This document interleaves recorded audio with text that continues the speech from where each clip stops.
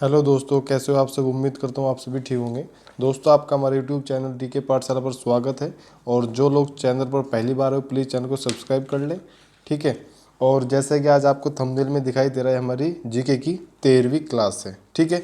तो और इसमें कल हमने आपको चंद काल के जितने भी राजा थे, उनका धार्मिक जीवन, उनकी कर व्यवस्था, शासन व्यवस्था, सब कुछ उनके बारे में हमने आपको बता दिया, ठीक है। और आज इस क्लास में कुमाऊं में गोरखा प्रशासन स्टार्ट हो जाएगा, ठीक है। तो आप लोग इसको ध्यान से देखिए, ज़्यादा बड़ा नहीं है ये, 2-3 दिन में गोरखा प्रशासन ख़त्म हो जाएगा, ठीक है। तो चलिए वीडियो को शुरुआत करते हैं। और जो लोग चैनल पर पहली बार है प्लीज़ सब्सक्राइब कर लें, ठीक है दोस्तों। तो चलिए वीडियो को शुरुआत करते हैं। देखिए दोस्तों, कुमाऊं में गोरखा प्रशासन, देखो 1790 तक चंद्रवंश राजाओं ने यहाँ पर राज किया और 1790 से 1815 तक गोरखा शासकों ने यहाँ पर राज किया, ठीक है। 1790 से 1815 तक गोरखों ने कुमाऊं पर शासन किया, ठीक है। नेपाल के राजा अपना प्रतिनिधि नियुक्त करके यहाँ शासन करते थे, यानी कि नेपाल में तो हेड ऑफ जो इनका जो राजा था वो बैठता था और अपना कोई भी प्रतिनिधि यहाँ पर नियुक्त करते थे, वो यहाँ का देख रेख करता था, ठीक है। ठीक है दोस्तों। और कुमाऊं में प्रशासन हेतु इन्होंने सूबा या सूबेदार की नियुक्ति की। जो प्रतिनिधित्व इनका यहाँ पर करता था उसका नाम इन्होंने सूबा या सूबेदार नियुक्त की, यानी कि जो प्रतिनिधित्व उसका नाम इन्होंने क्या रखा, उस पद का नाम इन्होंने क्या रखा, सूबा या सूबेदार। तो जो प्रथम सूबेदार थे वो कौन थे, जोगा मल्ला शाह। प्रथम सूबेदार कौन थे, जोगा मल्ला शाह, ठीक है। और द्वितीय सूबेदार कौन थे, काजी नरशाही। द्वितीय सूबेदार कौन थे भाई, काजी नरशाही, ठीक है। और कुमाऊं में पहला भूमि बंदोबस्त भी किसने किया, जोगा मल्ला शाह ने। मोस्ट इंपोर्टेंट क्वेश्चन है, आपको बार बार रिपीट कर रहा हूँ। कुमाऊं में पहला भूमि बंदोबस्त किसने किया, जोगा मल्ला शाह ने किया, ठीक है। गोरखे थे ये, ठीक है। गोरखों के अधीन ही चल रहा था काम सब कुछ ये, ठीक है दोस्तों। और सूबेदार के अधीन काजी व सैनिक अधिकारी होते थे। जो सूबेदार होता था उसके अधीन कौन कौन होते थे, काजी और सैनिक सूबेदार के अधीन होते थे, ठीक है, जिन्हें नायब सूबा कहते थे, ठीक है। अगला, पहला नायब सूबा या सर्वोच्च सैनिक अधिकारी कौन थे, अमर सिंह थापा। पहला नायब सूबा कौन थे, अमर सिंह थापा। और अमर सिंह थापा का जो काल रहा 1804 से 1815 रहा, ठीक है। अमर सिंह थापा ने नेपाल पताका सतलज नदी तक फैला दी।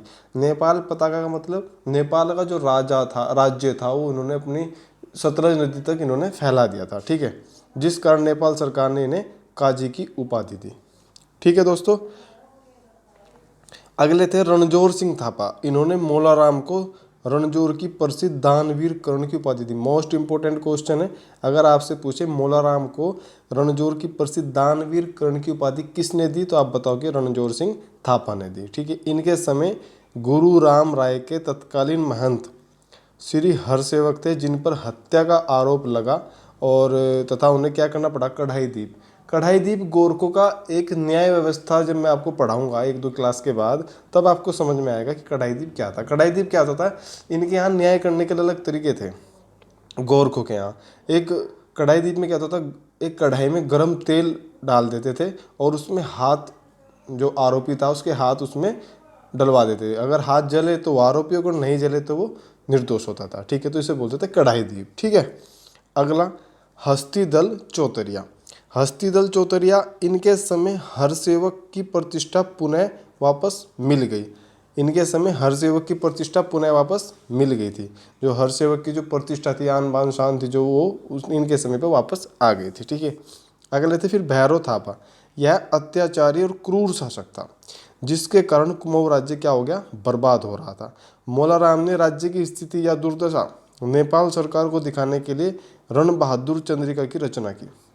इंपॉर्टेंट है, आपसे ऐसे भी क्वेश्चन पूछेगा कि रण बहादुर चंद्रिका की रचना किसने की, तो आप बताओगे मोलाराम ने, ठीक है। और कि नेपाल दरबार ने या नेपाल सरकार ने इससे प्रसन्न होकर उन्हें सनद और जागीर प्रदान की। उन्हें थोड़ी संपत्ति दी, सनद जिसे कहते थे, जागीर जिसे कहते थे, वो उन्होंने उसे प्रदान की, ठीक है। 1787 में भीमसेन थापा ने जब गोरखपुर के पास 200 गांव पर कब्जा किया तभी से इनमें टकराव शुरू हो गया था, भीमसेन थापा में और भैरव सिंह थापा में। ठीक है, और फिर क्या हुआ कि मेजर, एक लाइन इसमें थी बीच में, आप लिख लीजिएगा इसको, मेजर ब्रेद शाह को गोरखों से समझौता करने के लिए नियुक्त किया गया था। इसके बाद में समझौता हो जाए नहीं आपस में। ठीक है, और गवर्नर मायरा ने नवंबर 1814 नेपाल के विरुद्ध युद्ध की घोषणा की। ये भी पूछ सकता है कि किसने गोरखों के विरुद्ध युद्ध की घोषणा की थी, आप बताओगे। गवर्नर मायरा ने 1814 में। और एक शब्द होता है खलंगा का, खलंगा, खलंगा का अर्थ होता है सैनिक शिविर। ठीक है, यहाँ पर आपको 2-3 चीज़ें नोट कर लेनी, मैं आपको बता रहा हूँ। एक तो ये याद रखना है कि 30 नवंबर 1814 को नाला पानी का युद्ध हुआ था, जिसे ही क्या कहते हैं, खलंगा का युद्ध भी कहते हैं। नाला पानी का युद्ध 30 नवंबर 1814, खलंगा का युद्ध। ठीक है, समझ गए बात को। जिलेस्पी देहरादून में और बलभद्र थापा के बीच में ये युद्ध हुआ था। ठीक है, और ऑक्टरलोनी थे, एक वो पश्चिमी सीमा पर थे, सतलज और यमुना के मध्य में ऑक्टरलोनी थे।